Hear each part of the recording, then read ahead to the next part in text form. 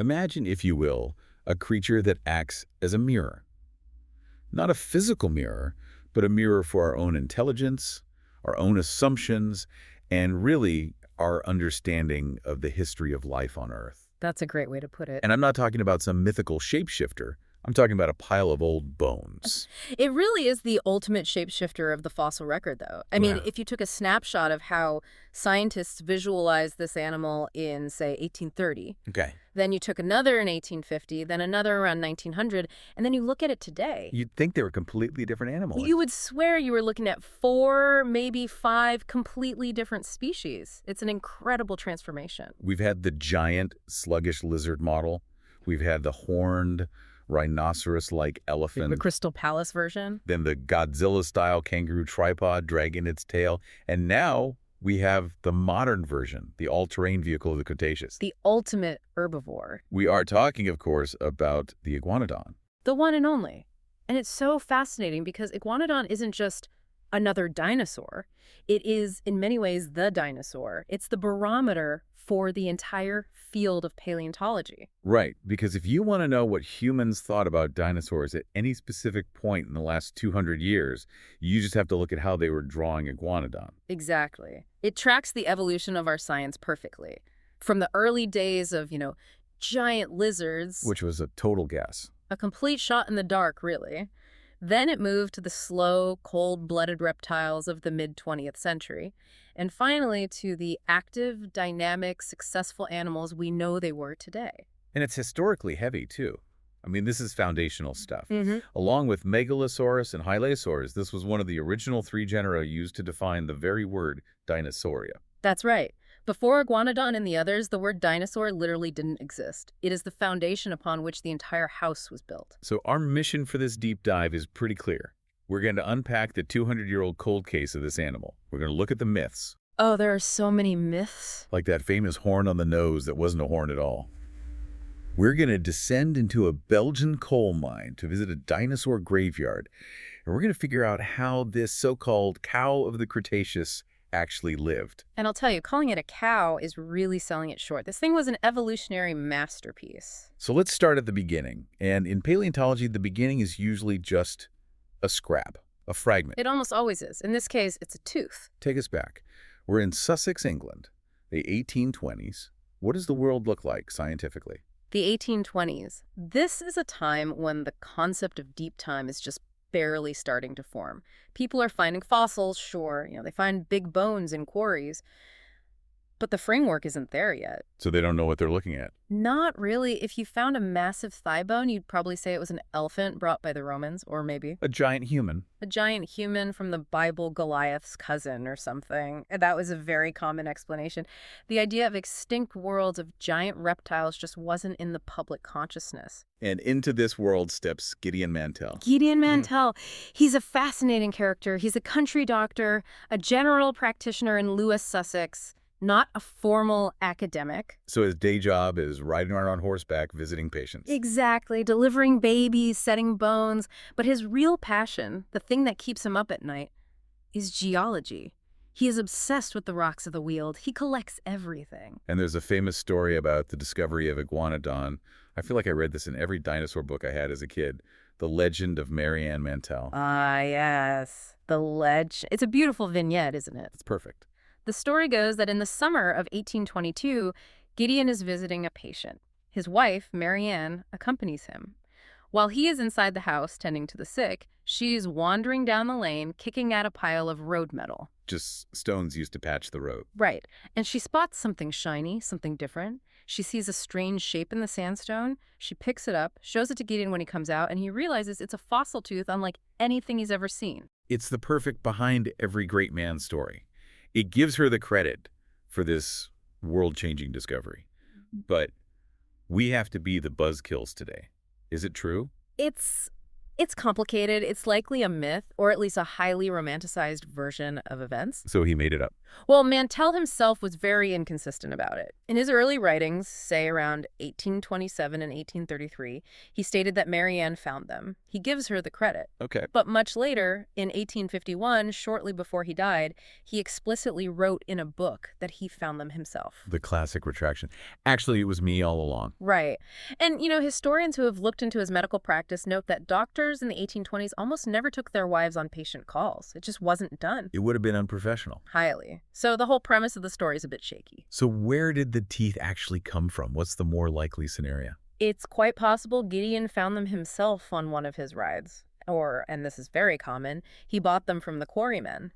The local workers knew the doctor paid for curiosities, so they had saved the weird rocks for him. That makes a lot of sense. But regardless of who physically picked it up, whether it was Marianne or Gideon, the teeth were the spark. And what was so confusing about them? He'd seen other fossils before. He had. He'd even found large bones that he thought belonged to a giant crocodile. But crocodiles are carnivores. Their teeth are simple conical spikes for gripping and tearing. But these were different. Completely different. They were leaf-shaped. They had serrated edges, like a steak knife, and most importantly, they were worn flat on the top. Like a horse's tooth.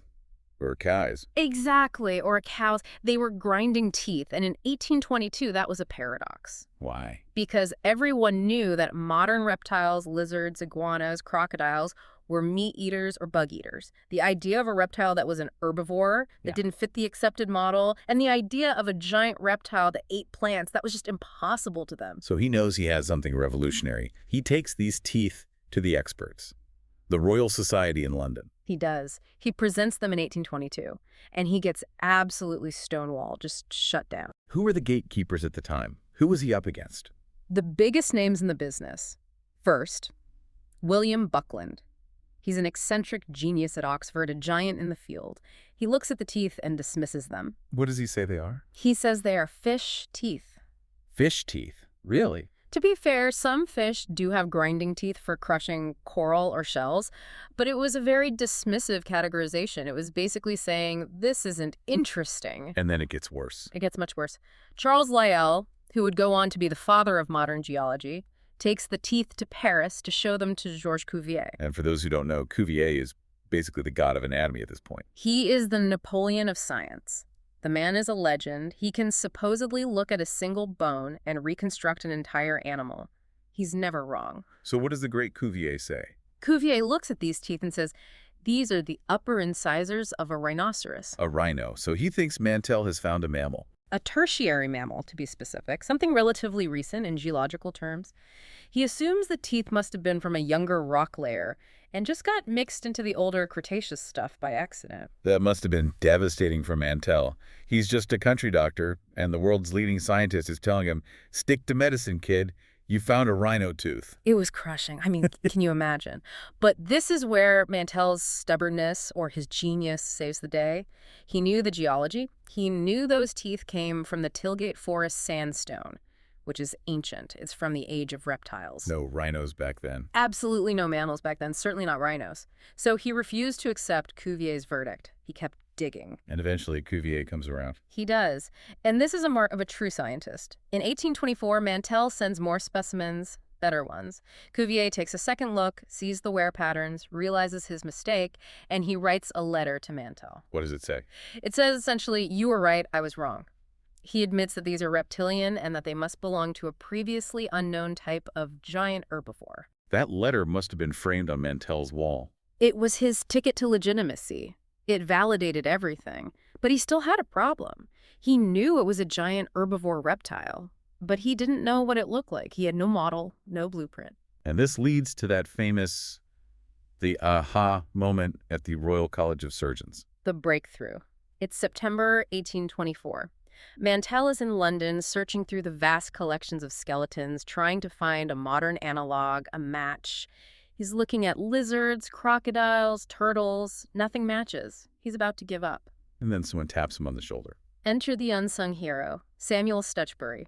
He's a young assistant curator there. He walks by, sees Mantell looking frustrated with these strange fossil teeth, and says, wait a minute. Stutchbury had just finished preparing a specimen of a modern iguana. Which would have been a pretty exotic animal in London at the time. Very. An iguana from the Caribbean or South America. Stutchbury goes to a jar or a cabinet, pulls out the iguana skull, and shows Mantell the teeth. What's the reaction? It was a perfect match. I mean, you can imagine his eyes lighting up. The shape, the serrations, the ridges, they were identical. The only difference was the size. And how big was the difference? It was massive. Mantell measured them.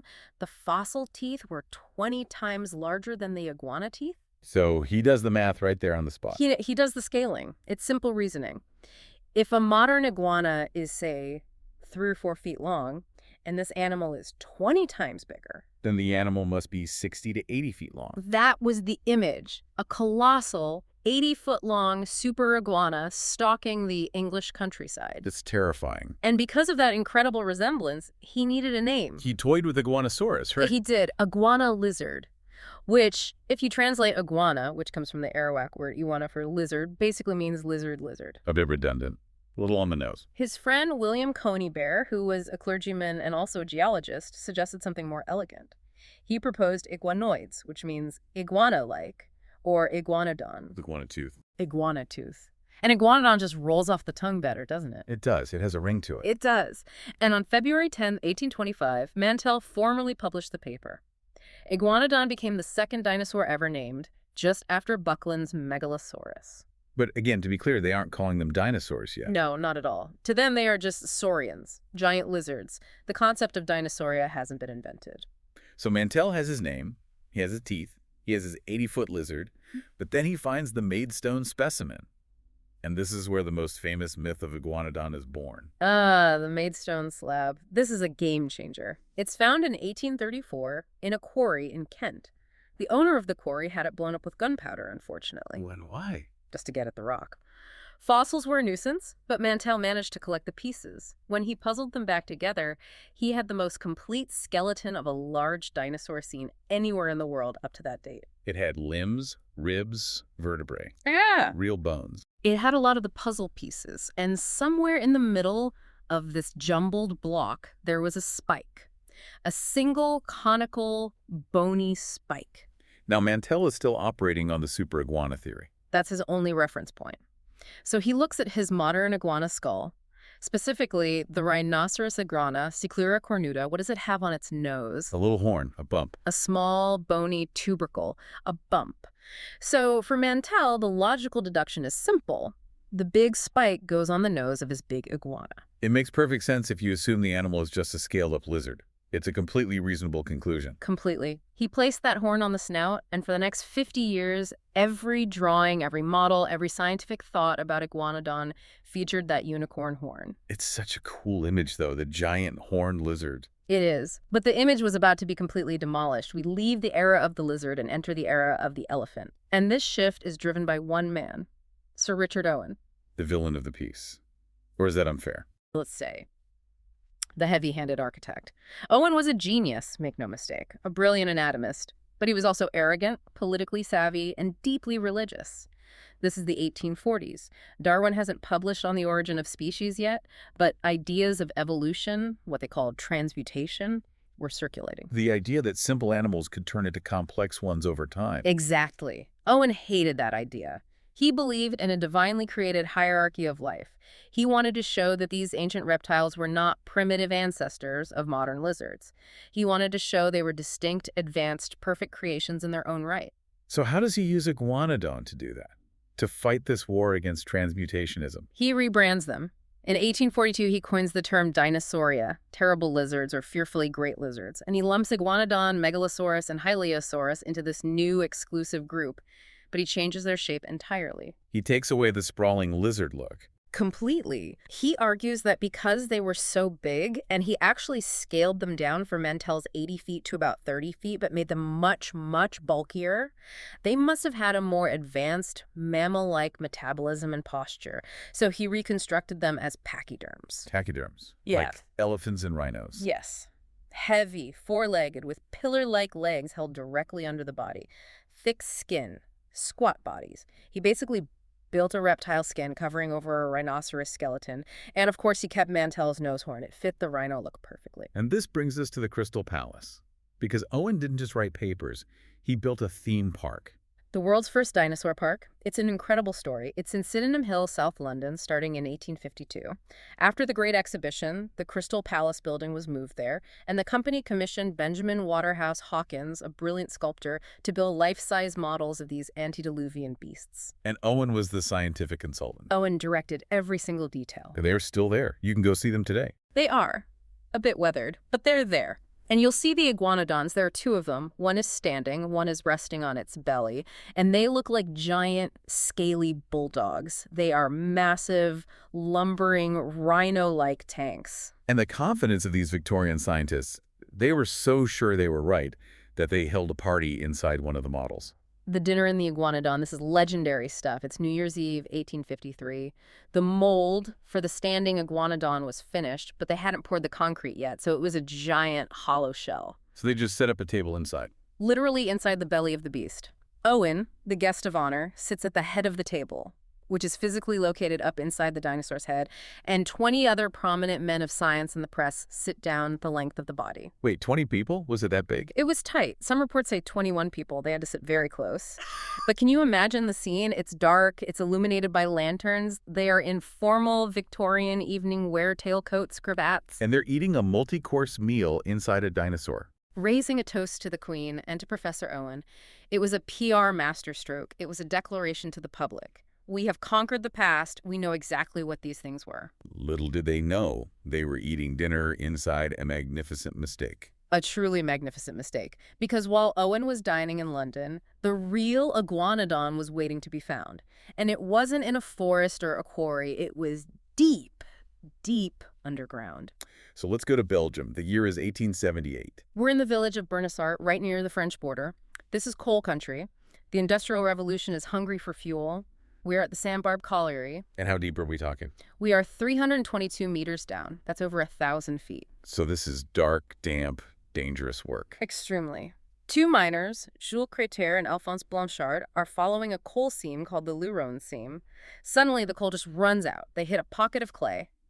This is bad news for miners. Clay is unstable. It can cause collapses. But they see something in the clay. They see these shiny black chunks, pyrite, fool's gold. At first they think, well, at least we found some gold. But mixed in with the pyrite are these large, hard, log-like things. They assume it's petrified wood, old tree trunks. Which makes sense in a coal mine. Coal is just old plants. Exactly. So they take a pickaxe to one of the logs to clear it out of the way. They chop through it and bring the pieces up to the surface. The mine managers look at it and realize, this isn't wood, this is bone. So they call in the cavalry. They contact the Royal Museum of Natural History in Brussels, and what they find when they get there is, it's just staggering. It wasn't just a bone or two. It was a fissure, a sinkhole, essentially, that had filled with clay millions of years ago. And inside that clay were skeletons. Skeletons, plural. Dozens. Over the next 3 years, Louis Dollo and his team excavated at least 38 individuals. Most of them were full-grown adults. And unlike the Maidstone slab, these weren't jumbled. They were articulated. Every bone in place. From the tip of the nose to the end of the tail, perfect, three-dimensional skeletons. This transforms the field overnight. You can't overstate the importance of this. It's the difference between having a few crumpled pages of a book and having the entire encyclopedia suddenly appear. But then tragedy strikes. Or chemistry strikes. The pyrite disease. Yes, the curse of Bernissart. You see, these bones have been sitting in wet, oxygen-free clay for 125 million years. The groundwater there was rich in iron and sulfur. Over eons, pyrite crystals, that's iron sulfide, had formed inside the microscopic pores of the bone. So the bones were literally infused with fool's gold. Partially, yes, and underground, that's fine. Pyrite is stable without oxygen. But the moment they brought those bones up 322 meters into the fresh air, The oxygen hits them. and the humidity changes, pyrite reacts with oxygen and water to form iron sulfate and sulfuric acid. This chemical reaction causes the crystals to expand dramatically. An expansion inside a fossil bone sounds really bad. It's catastrophic. The bones started to crack. Then they started to swell and crumble. Then they would literally turn to gray dust. The preparators in Brussels would finish cleaning a beautiful vertebra, go home for the night, and come back the next morning to find a pile of powder on the table. They were losing the greatest fossil discovery in history as they were unearthing it. It was a full-blown panic. Louis Dollo deserves a medal for what he did. He turned the entire lab into a scientific triage unit. He experimented with everything. Finally, he developed a method. What did he do? He submerged the bones in a boiling vat of animal gelatin mixed with oil of cloves. Oil of cloves. What was that for? It's a natural fungicide and preservative. The hot gelatin would seep into the pores and seal the pyrite off from the air. Then he would wrap the bones in tinfoil to seal them completely. It was messy, dangerous work, but it arrested the decay for a few decades. I read that in the 1930s they tried to fix them again with a new method. Yeah, and that was a complete disaster. They tried to use alcohol and shellac, but they didn't dry the bones enough first. The shellac formed a hard, impermeable seal on the outside, but it trapped moisture inside. Oh, no. So the disease flared up again inside the shellac casing, destroying the bones from the inside out. Oh, terrible mistake. It wasn't until recently we actually figured it out. Yeah, now we use things like polyethylene glycol and keep the most fragile specimens in climate-controlled glass cases with vacuum pumps to remove all the oxygen. But the fact that we have them at all is a miracle of 19th century conservation. So, thanks to Dollo, we have the bones. Now we need to put them together. And to Louis Dollo. Louis Dollo, he is the man who killed the rhino. He was put in charge of studying and mounting these skeletons, and he looked at these 38 skeletons and immediately saw that Richard Owen was completely wrong. What was the dead giveaway? The limbs? The front legs were significantly shorter and more slender than the powerful hind legs. A rhino has legs of roughly equal length and strength. This animal had the build of, well, Dollo looked to Australia. It had the build of a kangaroo. So we leave the elephant era and enter the kangaroo era. The tripod era. Dollo concluded that Iguanodon was primarily a biped. It walked on its hind legs, so he designed this amazing mount, which you can still see in Brussels today, where the animal stands bolt upright, vertical spine, head 20 feet in there. And the tail. What did he do with the tail? Dragging on the ground, it forms the third leg of a tripod. It's the classic Godzilla posture that dominated monster movies for 50 years. And the horn. The famous nose horn. The horn. This is the moment of truth. With a complete articulated skeleton, Dollo looked at the nose. There was no spike, no bump, nothing. And he looked at the hand. And there it was, on the thumb, digit 1, a massive conical spike sticking out of the wrist. Mantell's nose horn was a thumb spike all along. It's one of those truth is stranger than fiction moments in science. It's just incredible. So Dollo got the thumb right.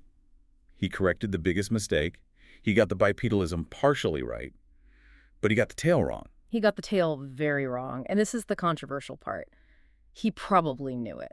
What do you mean he knew it? The fossils were preserved with something called ossified tendons. These are ligaments that have turned to bone. They ran along the top of the spine and way down the tail. They formed a stiff, bony lattice, like a trellis. What does that do mechanically for the animal? It turns the tail into a stiff rod. A plank. You cannot bend a plank. But to make the Iguanodon stand up like a kangaroo, with that S-curve in its back, Dollo had to bend the tail. So what did he do with the museum mount? In the mount, he physically broke the connection between the tail vertebrae to create that curve. He forced the bones to fit his theory. He assumed it had to be like a wallaby, so he made it a wallaby, even if the bones themselves complained. That's a huge cautionary tale for science right there. It is. Don't force the data to fit the hypothesis. But that image, the upright, tail-dragging Iguanodon, dominated the world for a century. It's the Iguanodon in the original King Kong. It's the Iguanodon in children's books until the 1980s. So when did we finally fix the tail? That came with the Dinosaur Renaissance, the late 60s, 70s, and 80s.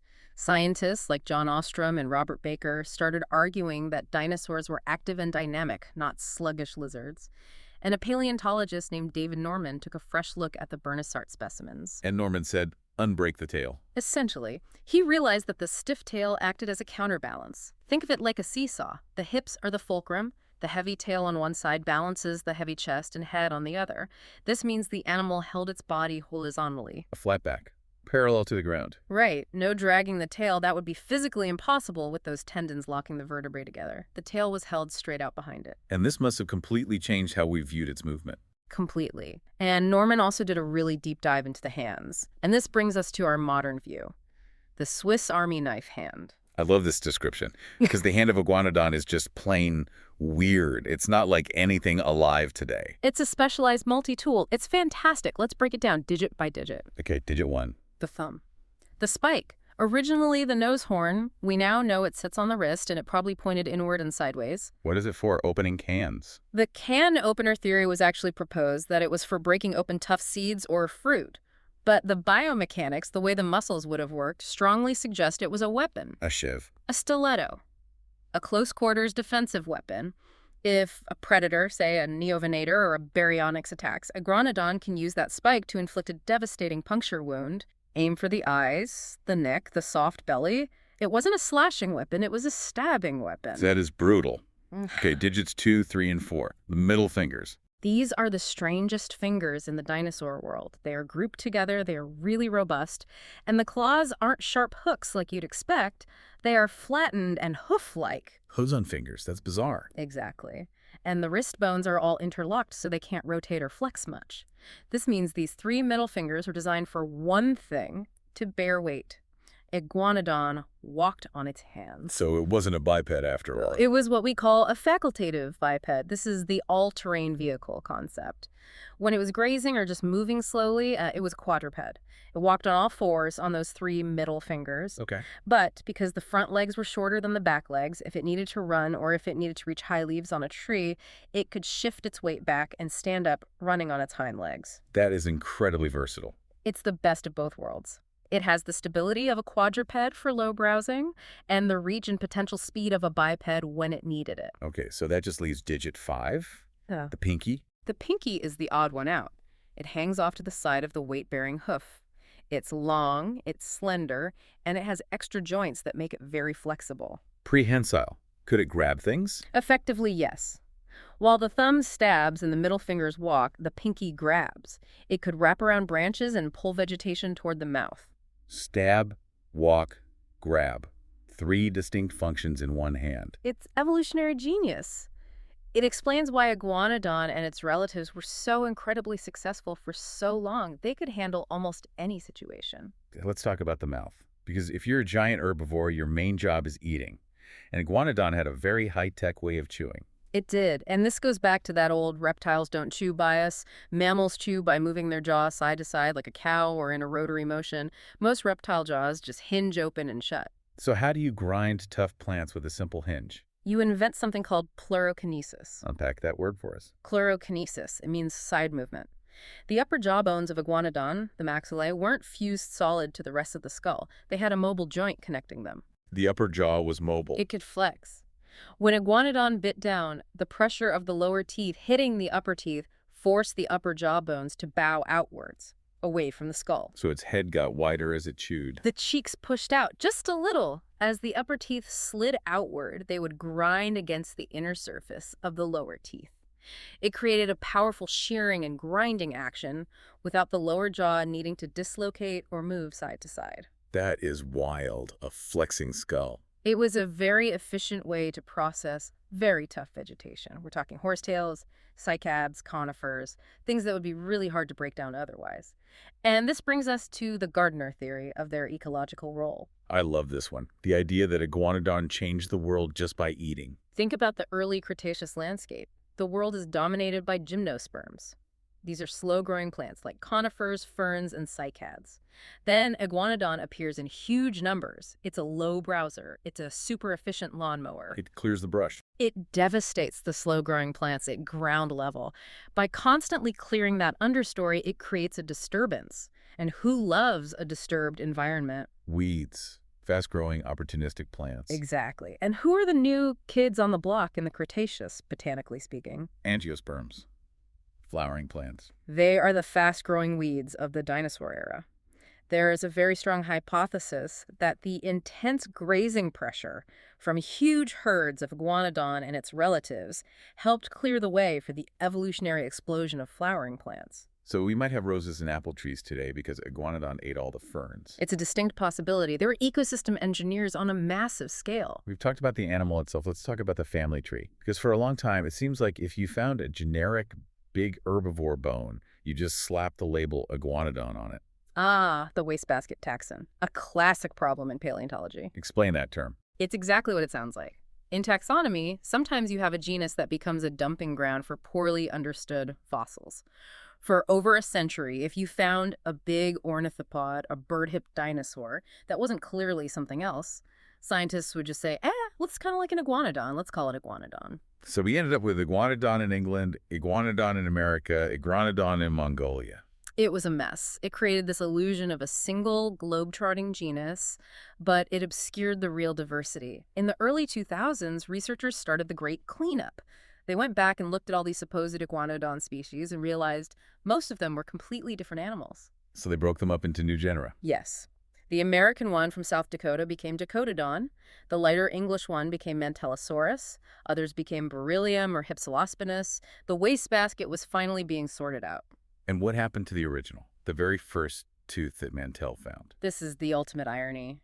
The tooth that started it all, the species Iguanodon anglicus, is now considered a nomen dubium, a dubious name. Why? It was the first. Because a single tooth isn't diagnostic enough. You can't reliably distinguish it from the teeth of Mantellosaurus or Beryllium. There are no unique features, so technically, the original Iguanodon isn't a valid species anymore. But we still use the name Iguanodon, so how does that work? We do. To save the famous name from disappearing, the International Commission on Zoological Nomenclature, the ICZN, made a special ruling. They agreed to change the type species. They swapped it. They swapped the original English tooth for the beautiful Belgian skeletons. So now, the official standard for what makes an iguanodon is the animal from the coal mine, Iguanodon bernissartensis. And there was some justice for Gideon Mantell in this big taxonomic breakup, right? There was a really nice bit of poetic justice. Remember the Maidstone specimen? The one with the nose horn spike? The one Mantell called his mantelpiece. That's the one. The paleontologist Gregory Paul re-examined it in the 2000s and realized it was much lighter and more gracile than the big, bulky Belgian beasts. It was a different animal entirely. So he gave it a new name, Mantellosaurus. That's a fantastic tribute. It is. So now we know that the iguanodons of early Cretaceous Europe were actually a diverse community of different related species. Some big and bulky like Iguanodon, some lighter and faster like Mantellosaurus. Speaking of community, let's talk behavior. Did they live in herds? The Bernissart mine certainly suggests they did, but with a major caveat. We used to think the mine was a snapshot of a single herd that fell into a ravine together. A Pompeii moment. A single catastrophe.